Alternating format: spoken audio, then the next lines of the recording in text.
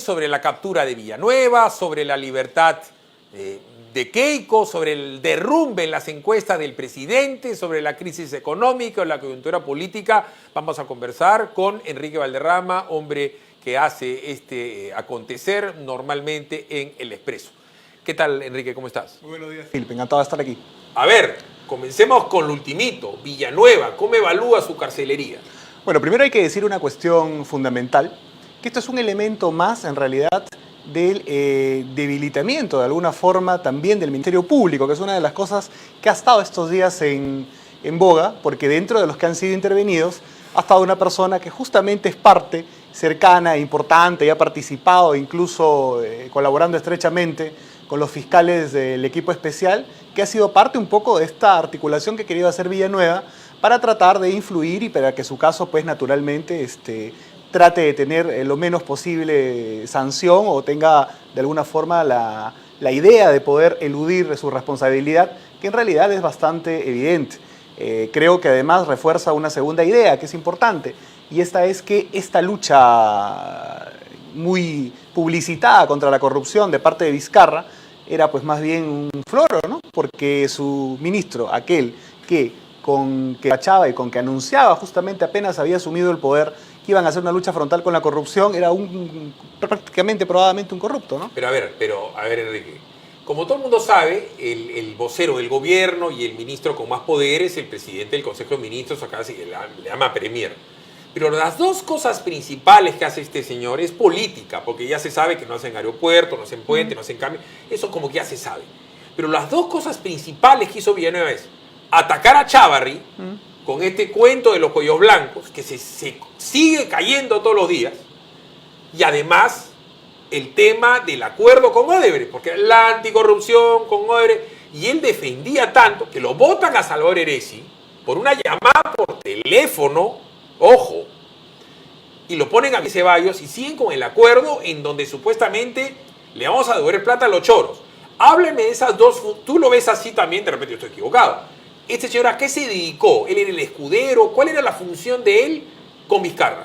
Mira, yo creo que la relación que él tiene con Vizcarra es anterior a de estrecha relación anterior a la presidencia de la República, y es justamente el operador principal de este asunto de la vacancia de Kuczynski. Y él es premiado justamente asumiendo el Consejo de Ministros cuando Vizcarra empieza a gobernar.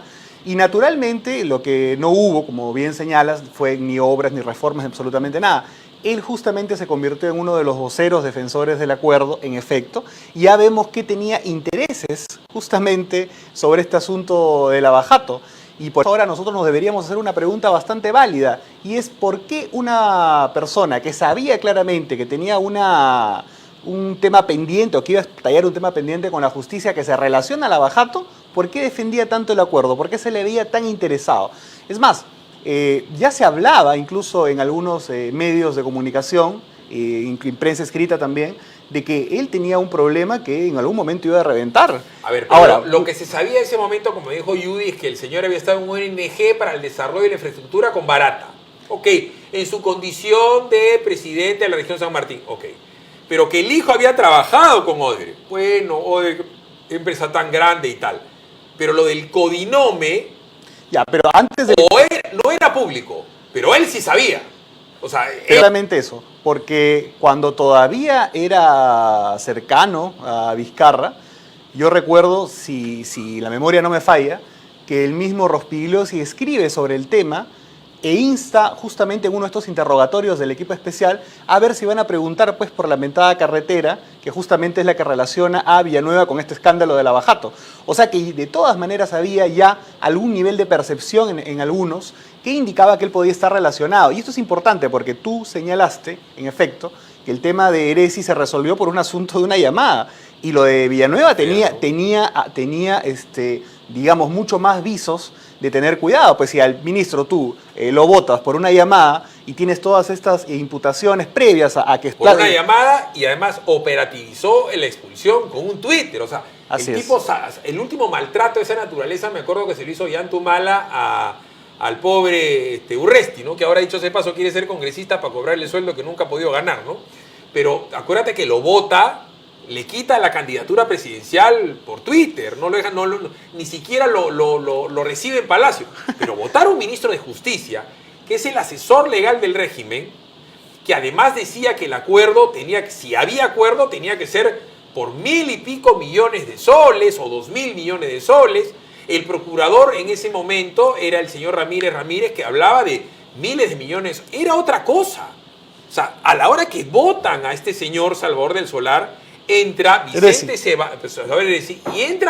Ceballos a ser utilitario y funcional a lo que quería Villanueva y a lo que quería el presidente. Con mucho entusiasmo, dicho sea de paso, ¿no? Era una guaripolera del acuerdo. Y tan así ha sido que ser funcional a este acuerdo y a los intereses fundamentales, primero de los brasileños, hay que decirlo, porque finalmente, si se comprueba lo de Villanueva, que parece que hay muchos indicios, y si además escalan algunas investigaciones que por ahora no pueden escalar porque Vizcarra es presidente, ellos han sido finalmente operadores de la corrupción de los brasileños.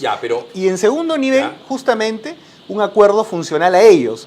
Y la narrativa se complementa claramente con el hecho de que necesitaban una persona absolutamente condicional, como Ceballos, en ese puesto para que operativicen el tema. Ahora lo han premiado con el premierato. ¿Quién tumba a PPK? A PPK lo tumba Oder, porque PPK como que los traiciona, no le sacan los decretos que ellos querían, porque ellos querían vender absolutamente. Si han vendido Vía Nueva de Lima, han vendido Chaquia, le están devolviendo plata, no les han embargado ni sus oficinas, ni les han deslacrado, ni le han quitado Barata, ni a ninguno, a nadie, nada. O hemos visto el deslacrado de la oficina de Barata. No. ¿Hemos visto que hayan ido a la casa de Barata? No. Pero ya fueron ayer de la choza náutica, su pescado en la boca, se lo mandó a su casa.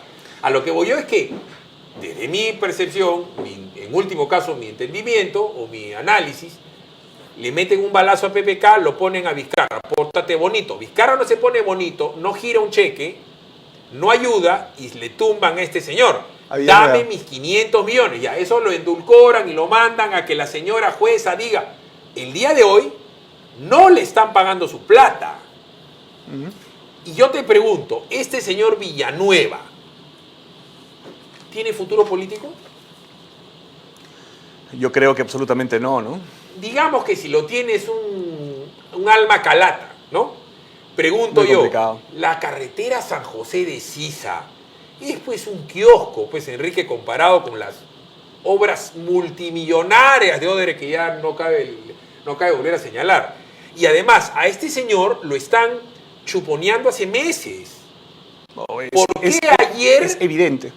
Además está la fecha de chupón. ¿Por qué ayer cae? A mí me parece que esto de acá es un golpe de la Fiscalía y de IDL para el presidente. Porque yo creo que IDL es la organización política, no digo partido, más importante del Perú. ¿No es cierto? Y cae este pata de un momento a otro. Al día siguiente que Keiko sale porque se le chispoteó a un señor que ha sido funcional al régimen, como Ramos. Ramos ha santificado un golpe de Estado, hermano, siendo tribuno constitucional, ha adelantado opinión. ¿A quién le conviene o a quién no le conviene este señor preso 7 o 10 días? Bueno, yo creo que de alguna forma es la notificación al presidente que tiene que justamente tramitar rápidamente todos los pedidos de los brasileños. Yo creo que esta llamada lucha anticorrupción, en verdad, no es más que lecer a Odebrecht y tratar en el camino también de ajustarle cuentas o de vengarse de algunos adversarios políticos. No hay nada más. Y respecto a los intereses de ellos, naturalmente, parece que, como ya se está haciendo también un sentido común, que, y esto es importante señalarlo, la Fiscalía, que era, o que es hasta ahora incluso, ¿no?, héroe de muchas redacciones y de cierta prensa, la gente se está empezando a dar cuenta que han pasado, por ejemplo, desde que estalló este asunto en términos mediáticos de Lavajato y en términos también jurídicos, recuerdo que fue más o menos cercano a la Navidad del 2016 con este asunto me parece que fue de Cuba, los primeros allanamientos, ¿no? Sí. Entonces, han pasado 3 años. ¿Cuántos acusados hay? ¿Qué trabajo ha hecho en términos del Ministerio Público? ¿Cuánta plata recuperada? ¿Cuánta plata ha recuperado? Mira, yo espero mañana o pasado hacer un informe de lo que pasó en la época de Fujimori y Montesinos. A La Cana, Hermosa, Villanueva Ruesta, y Bárcena Pico, el Eván Bello, a todo el grupo este de judíos traficantes de armas, o sea, a Etón, a Slipsud y tal A todos les quitaron lo que no tenían, entraron a sus casas, les quitaron y les han buscado sus cuentas en el extranjero, los han correteado, los han buscado, los han traído. Entonces, ¿cómo ahora a Montesinos le han quitado plata en todos lados? La casa, famosa casa, esta pacharaquísima de Arica, se la quitaron. Ahí hay que señalar ahí dos cosas importantes. La primera y fundamental es que eso fue hace casi 20 años, es decir que hoy siguen correteando la plata, digo. Así es, pero hoy día existen elementos tecnológicos, metodológicos, mucho más avanzados de lo que habían hace 20 años como para avanzar. Y ese periodo justamente de investigaciones y de sanción a gente que probadamente había delinquido y le había hecho daño al Estado peruano, se hizo, acuérdate, entre septiembre del 2000 y el 2001. Estamos hablando de menos de 2 años. Acaban 3 y no acusan a nadie. Enrique, es decir, Vela, que se supone que es un héroe, Pérez, que se supone que son unos ineptos. Pero el acuerdo de colaboración, ¿quién lo defiende? Grupo El Comercio, Grupo La República. ¿Quién es el dueño del comercio? Graña. Graña le ha hecho un daño al Perú y a Montesinos es un niño de pecho. Montesinos está diciendo, ¿por qué no me metí a hacer puentes? ¿No es cierto? En vez de drogas y armas. Es un gil Montesinos. Pero fíjate que Graña recién le están poniendo una acción de 1 millón de soles para un tipo, pues, es para ti, pues, invitarme a un café, ¿no? Y recién le han puesto impedimento de salida. Y recién le van a embargar sus acciones en Graña y Montero, que tendrá P5, 7. No le embargan cuentas, no tiene plata, no tiene las acciones del Banco de Crédito, digo. Entonces, este equipo Lavajato, tan promocionado y defendido por el presidente de la República y por Villanueva, que yo los apoyo, yo me regreso de Brasil, ayer habla con Zoraida Ábalos.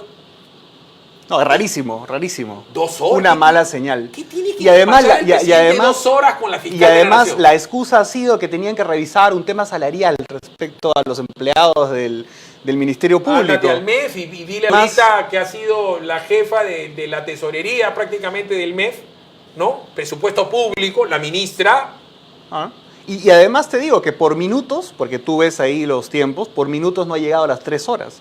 3 horas han estado discutiendo el tema supuestamente salarial de los empleados del Ministerio Público. Pero yo creo que han estado coordinando, entre otras cosas, los efectos que va a traer este tema de Villanueva. Que sale justamente, y por eso te digo, que hay me parece, presiento, intuyo, que hay un manejo de tiempos bastante perverso, porque sale este asunto de Keiko Fujimori, que es un duro golpe. Este es el primer golpe, digamos, contundente respecto a la capacidad que ha tenido justamente el Ministerio Público para actuar correctamente en un caso determinado, más allá de su culpabilidad. Yo diría que el segundo. Fíjate que lo de Yantumali Nadine ya tiene tiempo, y yo, comprenderán, no soy ni humanista, ni nacionalista, ni nada, pero se ha pasado todo este tiempo y no hay una concesión fiscal sólida con respecto es cierto. Al desbalance patrimonial de 12 millones de soles. Pero acuérdate que eso fue antes del empoderamiento y del estrellato mediático de los fiscales. Ya, pero por eso, o sea, el TC les enmienda la plana. Ok, ahora los fiscales están aplaudidos que logran. Digo esto porque hay que ver varias cosas. O sea, el presidente, al tener a su primer ministro en la cárcel, estos patas son los capos de ponerte un libreto, como se lo pusieron a Nava, ¿no es cierto? Lo de Nava ya la gente se olvidó. Nava no es colaborador eficaz. O sea, lo que dijo Nava de García no tiene que ser ni corroborable. A Nava lo sacan por un tema humanitario. Miren. Entonces, Villanueva está donde está, con la edad que tiene Villanueva. Colusión, cohecho. Son 10 años de cárcel. 8 y 8, 16. Es funcionario público. Villanueva no te digo, va a morir en la cárcel. En esas circunstancias, el tipo va a poder firmar lo que le pongan al frente. Ya, entonces, ¿a quién amenaza la situación de Villanueva? A los funcionarios que hicieron la carretera San José de Sisa. No. Villanueva le sabe al presidente. Es una notificación directa a Vizcarra, está clarísimo. Ahora bien, si Vizcarra deveniera en una vacancia presidencial, para eso tiene que haber Congreso. Ahorita la vicepresidenta del Perú es Meche. ¿La vicepresidenta del Perú es Meche o no es Meche? Sí, claro, pero ahora, esta circunstancia todavía estar y verla el 26 de enero. Porque la correlación de fuerzas del Parlamento va a ser todavía un enigma, ¿no? Por eso, pero por eso, antes del enigma, ¿quién es vicepresidente? Si cae Vizcarra, ¿quién suma? No, Arauz. Si es Arauz, es Arauz. Pero si no es ¿Tú crees que es casualidad que él haya declarado y diga, durante este periodo hasta que se elige el Congreso, no voy a viajar. ¿Tú crees que eso no es casualidad? Obviamente. Para que Meche no se siente. Exactamente. Ya, pero entonces, ahora bien, si Meche es, se queda Meche. Y si no es Meche, sería el presidente del Congreso. En este mostrito, tú sabes, tú eres medio comelón, ya te vi. Tú sabes, tú has comido tu aeropuerto, ¿no? Sí, claro, claro. Tú sabes la diferencia entre el aeropuerto y el mostrito, ¿no? El mostrito tiene pollo a la brasa y su ensalada, su huevo montado. Ese se llama mostrito. Entonces, ese va a ser el próximo Congreso. Que veremos cómo estará conformado. Con el APRA todavía. amenazado por Luciana León. ¿No es cierto? Porque a Luciana León la van a poner y le van a querer decir a Luciana León le van a querer decir que diga que ella tomaba lonche con Alan García y que Alan García le da plata de barata. O sea, eso lo que a Luciana la van a amenazar. Como han amenazado a tantos otros. Modus operandi del Ministerio Público ha sido la Como amenaza amenazaron constante. a la señora que dijo el deslacrado, que ahorita vamos a hablar luego de la pausa. Amenazado el señor César Acuña. A su hermano le acaban de dar una suspendida de 3 años. Va a la cerca. Su hijo Richard, con el tema de Luciana, está comprometido. Sí. A su hija le están amenazando 8 años de cana. Lourdes Flores, Horacio Canepa ha cantado El Plebeyo, Tabaco y Ron y Caribe. O sea, Un ella repertorio también. musical ha sido. Castañeda también le han dado plata.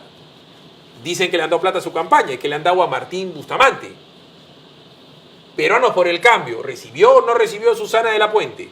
Y en Peruanos por el Cambio, en esa época, ¿quién estaba? Violeta, Sheput, ¿no es cierto? Salvador Heresi. Con el nuevo contexto que ahora eso se llama ahora contigo y que pero están lo que ahora digo, en la oposición. Teniendo 5 o 6 bancadas con sus líderes amenazados, ya te das cuenta por qué es un monstruito. ¿Quién tendría poder sobre la fiscalía y sobre los fiscales y sobre Vizcarra si es que le tienen una información? Porque tú has visto que las informaciones salen 6 meses después, 7 meses después. No, el tiempo, los tiempos con los que manejan son claramente pensados políticamente, ¿no? No es una casualidad, es obvio. Keiko libre. Este es un golpe para la anticorrupción. ¿Qué va a pasar con Keiko? ¿Qué va a pasar con el equipo de Lavajato? ¿Qué va a pasar con las elecciones congresales, con Keiko protagonista? ¿Cómo lo evalúas?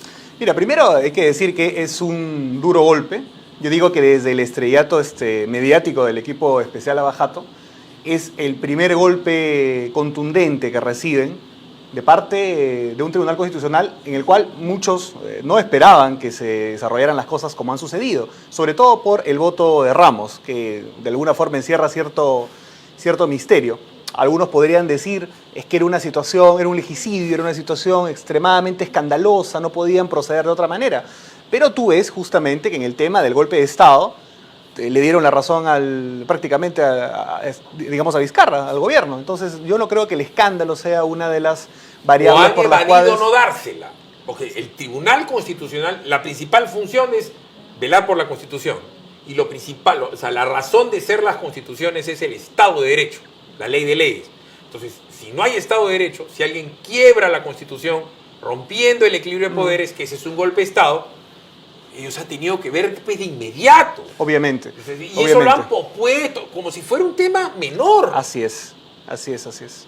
Entonces, raro. Por eso. Pero es un golpe duro justamente para el Ministerio Público, para el equipo especial Lavajato, que demuestra además, una vez más, justamente su incompetencia y su incapacidad. Digamos, por citarte solamente un ejemplo, el día de ayer, una conocida periodista, Rosa María Palacios, que no es precisamente adversaria ni del Acuerdo de Colaboración Eficaz, ni del equipo especial Lavajato, ha criticado la actuación del Ministerio Público por una razón que ya es monumental y ya es innegable en diferentes espacios. Han pasado, como te digo, desde que se iniciaron este asunto de las detenciones preliminares, las prisiones preventivas, todo el tema alrededor de la trama Lavajato, que no hay un solo acusado. Entonces creo que esto es un golpe importante y creo que el TC, en el caso de Keiko, ha resuelto de acuerdo a, si el a la presidente Constitución. es el que maneja el presupuesto público y supuestamente se vino, el año pasado, diciembre, hizo este show torero de regresarse de Brasil para impedir que se vayan los fiscales y él apoyaba la lucha contra la corrupción y en los principales ejes. Porque así lo repite, pero es que es una letanía, es un mantra. Discúlpame, o sea, no han tenido presupuesto para completar investigaciones tan redondas y tan ciclopias como la de Susana Villarán, Ollanta Humala y Nadine, hermano. O sea, entonces, estos señores a la hora de la hora se les escapa Keiko, porque dicen que Keiko es parte de una componenda, no sé en quién en la componenda, pero el hecho es que Keiko sale. Ahora, Keiko sale en condiciones personales y familiares horrendas. Debe ser horrible una Navidad con los Fujimori. Calculo que ella, su esposo y sus hijas si pare de contar. Porque llevas a Kenji y Kenji la ha apuñaleado a ella y la ha apuñaleado con el papá. ¿No es cierto? Y Kenji había dicho hace semanas y monedas de que el tribunal no hable de Keiko, porque era un tribunal realmente viciado. Entonces, Keiko va a ser importante en las próximas elecciones, va a tener cabeza y corazón para ponerse a tomarse fotos con los parlamentarios, que nadie sabe quiénes son, salvo Marta Chávez. Los demás son ilustres desconocidos. Ya Ditel Columbus, que creo que difícilmente le fían un café en la esquina de su casa, y mi buen amigo Ricardo Vázquez Kunze no debe tener un nivel de recordación pues, ni del 15% de los limeños. O sea, ¿cómo va a ser Keiko con su bancada? Mira, en términos de voluntad, en términos de planificación, de estrategia, creo que el fujimorismo en general, y Keiko Fujimori en particular, han demostrado un nivel de falta de tino político y de torpeza bastante grande. Por eso yo creo que en términos, digamos, propositivos, de articulación o de dirección, no sé si tenga ni las ganas, ni siquiera la claridad conceptual para ordenar políticamente su partido y llevarlo, digamos, a un nivel mínimo de éxito. Pero cuando tú preguntas si va a ser importante, es una cosa diferente, porque la importancia de ella escapa a su voluntad y a su capacidad de planificación y a su capacidad política.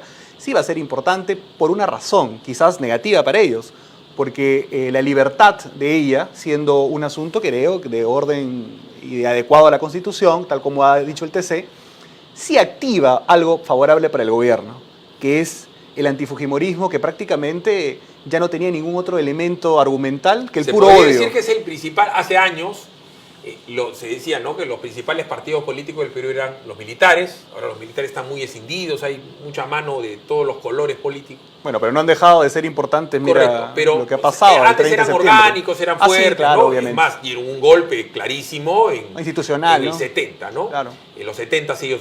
Después la iglesia, ahora la iglesia hay curitas progres que están a favor del aborto, hay una locura, hay curas que el arzobispo de Lima no hace la marcha por la vida.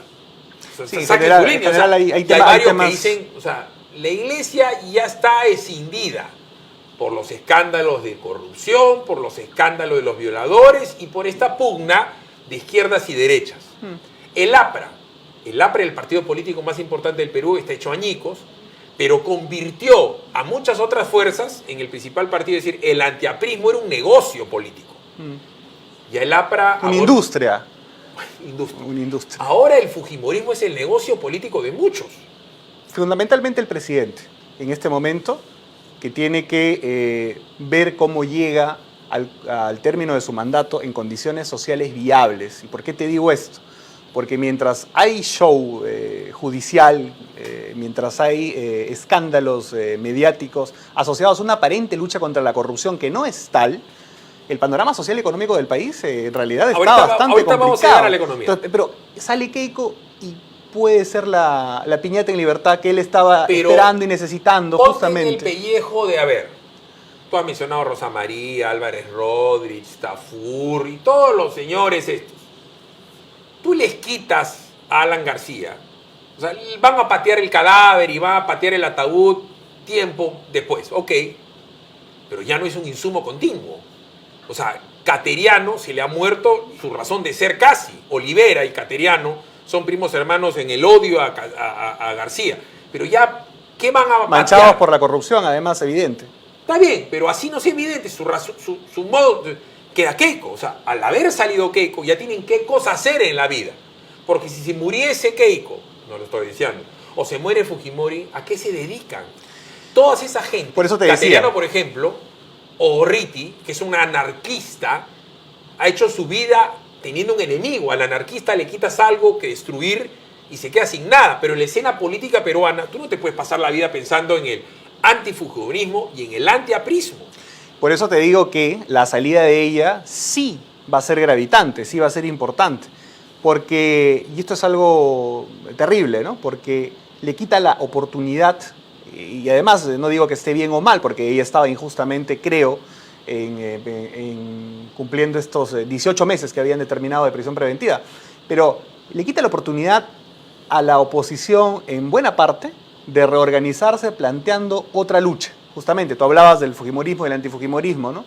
Yo creo que reactiva el antifujimorismo y lo cohesiona de alguna forma, le da un nivel de coordinación mayor a la amenaza supuesta de la lideresa de una mafia que tiene todo tan planificado y todo tan controlado que ya ha podido determinar e influir sobre el Tribunal Constitucional y crean la leyenda alimentada por la prensa. Ok, y eso es muy complicado para la oposición democrática, porque impide marcar la cancha de Vizcarra en otros temas, como la corrupción del gobierno, fundamental, además, el despilfarro del gasto público. A ver, en la política es la pugna para obtener el poder, mediante una revolución, mediante elecciones, y a la hora que uno tiene el poder lo ejerce para ejercer, valga la redundancia, hacer políticas públicas. Eso el señor Rousseau lo decían los hombres de las cavernas, cada uno en lo suyo, lo decían los incas, los asirios, los caldeos, los romanos, o sea, el emperador, el druida, quien sea, tenía una manera de ordenar su sociedad en cuanto a las jerarquías, la teocracia, lo que tú quieras, no hay que gastar ese tiempo. Pero la política en el Perú se ha convertido en el arte de la destrucción. ¿Dónde está la propuesta, ¿no es cierto?, para la gente, para solucionar sus problemas? Y te hablo de dos problemas. La crisis económica que hemos estado reseñando hace nada con Chacho Hidalgo. Fundamental. Las empresas se están cayendo. Esto es gestión. Cae 26% utilidades de las 100 empresas. Stop, así es, 26%, más de un cuarto. Pero no solamente eso, porque digamos, podrían decir, bueno, Butters está comentando justamente el enfoque elitista empresarial. Pero, ¿cómo está la microempresa en el Perú? ¿Cómo están los hogares, en la deuda de los hogares? También que la gente está endeudada, y está endeudada, nos está diciendo, va a caer el consumo de alimentos, de bebidas, de pollito, de pavito, de juguetes, pero además la gente está endeudada, mucho en las tarjetas de crédito, pero además recordemos que pasa la Navidad Chihuán, viene enero, 15, tendrás que pagar tú y todo el mundo su tarjeta de crédito, y para el 15 de febrero tú tienes que haber pagado los colegios. Así es, esa va a ser, creo yo, es una bomba de tiempo para la clase media, que es justamente la mayoritaria en el Perú, ¿no? Y que es la que más está sufriendo justamente la incompetencia de Vizcarra, que es un tema fundamental. Este asunto del endeudamiento es claro. Entonces, pero que no quería que se me escape un asunto, porque tú habías comentado y decías, claro, se puede llegar por revolución o se puede llegar justamente por elección. Pero en el caso de Vizcarra ha llegado por traición y conspiración, porque él no ha sido electo y dudo mucho que vaya a ser revolución de ningún tipo, ¿no?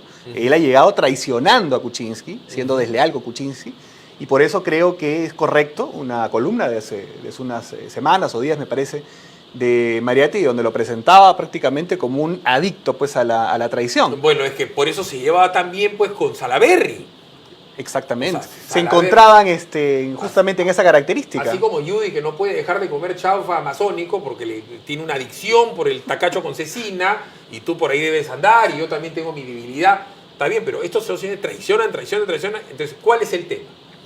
Se le ha ido el cuco al presidente, el cuco era el Congreso.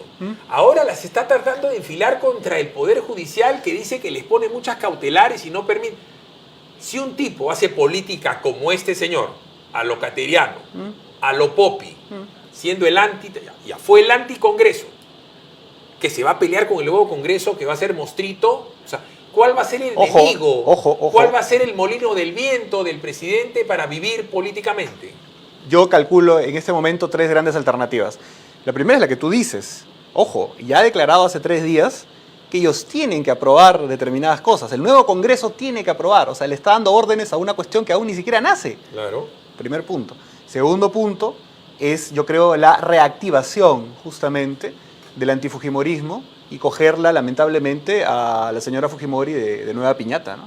Y a cada paso que dé milimétrico siquiera, si mañana la saludan pues en un distrito tal, algunos partidarios dirá que ya está conspirando. A ver. Y la tercera, que esto no quería que se me escape, en donde creo que están dudando, creo que la tercera posible excusa para encauzar la popularidad del presidente atacando un sector determinado es el empresariado. Creo que eso se nos ha... Se está comenzando a hacer